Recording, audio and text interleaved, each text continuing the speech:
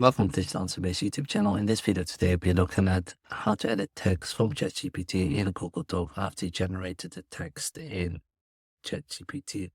First of all, what you need to do is make sure you log into ChatGPT and then just type in, give me an example text for this example. So ChatGPT will give me an example text.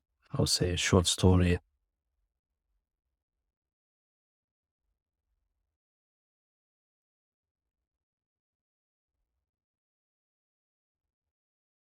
As you can see, it's just generating a short story. What we will do after it's generated the story, we will then highlight everything and then right click and copy on Windows. And then what you do is you go to your Google Docs and then you control V it. And then this is how you get your text from ChatGPT.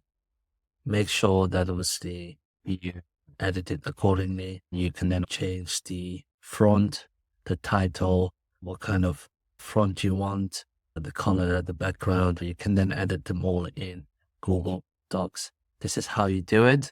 Thank you very much for watching this video. If you like the video what you've seen today, please like the video.